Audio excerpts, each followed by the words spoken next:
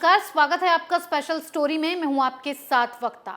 आज special story में बात करेंगे उस वीडियो की जिस पर शिवसेना के सांसद बौखला गए हैं। सांसद तो सांसद, अघाड़ी के पूर्व उप मुख्यमंत्री अजीत पवार भी तानों की बौछार करने से पीछे नहीं हटे, क्योंकि सरकार जाने के बाद शिवसेना के बचे नेताओं की हालत खेसियानी बिल्ली खंबा नोचे वाली हो गई है।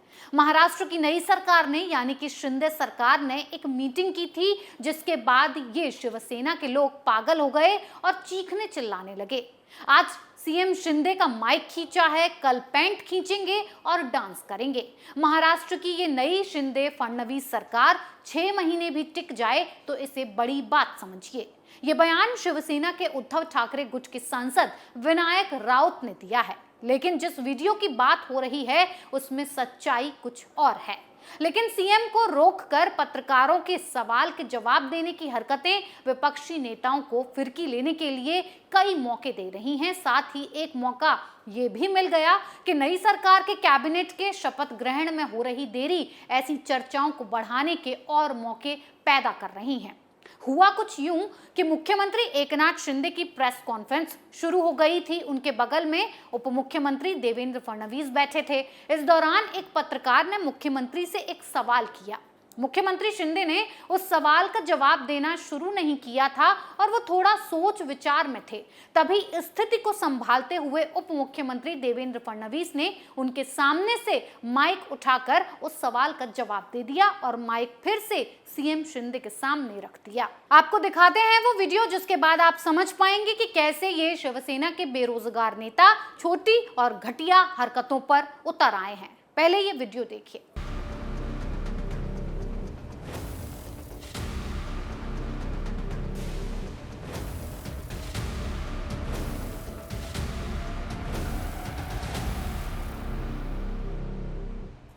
अब इस बात पर चर्चा शुरू हो गई है कि मुख्यमंत्री के बोलते वक्त बीच में से ही माइक खींचना क्या सही है, क्योंकि विपक्ष को इस मुद्दे पर बयानबाजी करने का मौका मिल गया है।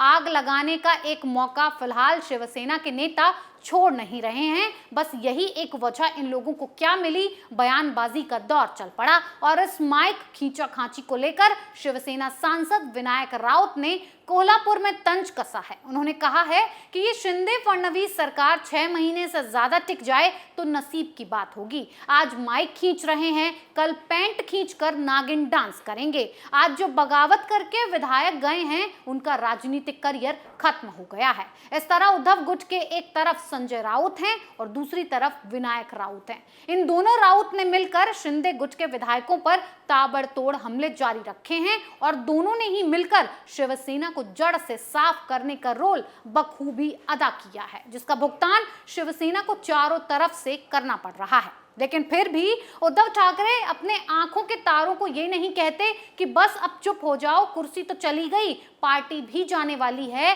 क्या महाराष्ट्र से भी बाहर करवाओगे? कहीं ना कहीं उद्धव ठाकरे को यह समझ आ रहा है कि उनके विनाश का कारण उनके अपने आसपास के लोग हैं, जिन्होंने अपनी जहरीली जुबान से शिवसेना को निकल लिया है। ऊपर से सोने पर सुहागा तब हो जाता है जब अघाड़ी के दो पहिए कांग्रेस और एनसीपी भी पीछे से छुरा भोंकते। जब से सरकार गई है, दोनों पार्टियों ने अपना अपना दोस्ताना रंग रूप अच्छे से दिखाना शुरू कर दिया है। पहले शरद पवार चढ़ गए कि उद्धव ठाकरे को सीएम बनने लायक थे ही नहीं, मैंने ही गलती कर दी और गद्दी पर बिठा दिया। पवार तो पवार, कांग्रेस भी अब मैदान में कूद पड़ी और सोशल मीडिया से शिवसेना को बेइज्जत करने की शुरुआत की। सारे कच्चे चिट्ठे खोलकर रख दिए। खैर, ये देखने को और समझने को जरूर मिला कि बाप बड़ा ना भैया, सबसे बड़ा रुपया। सत्ता गई, पैसा गया और गहरा दोस्ताना चूर चूर हो गया। चलिए, सांसद साहब के गुणगान के बाद अब एनसीपी के और अघाड़ी के पूर्व उप मुख्यमंत्री अजीत पवार ने भी माइक की खींचातानी पर तानों की बौछार ऐसे की मानो उन्हें सरकार जाने के बाद ये पहला मौका मिला हो बीजेपी पर सवाल दागने का, अपने मुंह से पुष्प वर्षा जैसे शब्द निकालने का। इस मुद्दे पर फिलहाल विधानसभा में विपक्षी नेता अजीत पवार ने भी जमकर ताने मारे हैं। उन्होंने कहा, सत्ता आती जाती रहती है, किसी को नहीं पता कि ये सरकार कितने दिनों तक चलेगी। आज माइक खींचा खांची शुरू है, कल क्या क्या खींचाखांची होगी कहना मुश्किल है। दोनों की सरकार चल रही है, ये एकाध मिसाल ही नहीं है, और भी कई ऐसी मिसालें सामने आई हैं। लेकिन मंत्रिमंडल का विस्तार करने में ये दोनों आखिर क्यों घबरा रहे हैं? मूसलाधार बरसात की वजह से राज्य में काफी नुकसान हुआ है। फैसले लेने में जल्द की अपेक्षा थी, जो कि नहीं लिया जा रहा है। इन बेरोजगार बैठे नेताओं से पूछना चाहिए कि जब अघाड़ी की सरकार थी तब आपने सारे काम क्यों नहीं किए। 2.5 साल से तीनों पार्टियों ने जोड़ तोड़ के सत्ता में तो आ गई, सत्ता का मजा भी खूब उठाया, लेकिन काम करने में क्यों दम निकल गई। 2.5 साल में आपने कुछ किया नहीं, और अब नई सरकार को आए 2 हफ्ते हुए नहीं हैं कि आप चाहते हैं कि महाराष्ट्र में जितनी भी काया पलट होनी हो बस चंद घंटों में ही हो जाए। आपने 2.5 साल में जनता को संतुष्ट नहीं कर पाया, सामने वाले से आप चाहते हो कि घंटे भर में काम हो जाए। अभी भी वक्त है, सुधर जाओ, विपक्ष में बैठकर अच्छे विपक्षी होने का फर्ज निभाओ, न कि फ्री बैठकर नई सरकार की खामियों को या यूं कहें कि पार्टी में दरार डालने की कोशिश करें।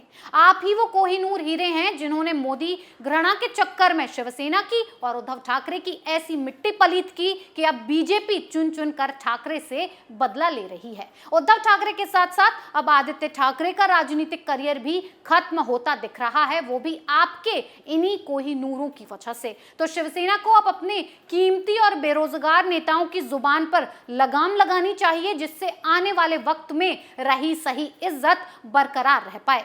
स्पेशल स्टोरी में फिलहाल इतना ही। बने रहिए कैपिटल टीवी के साथ। नमस्कार।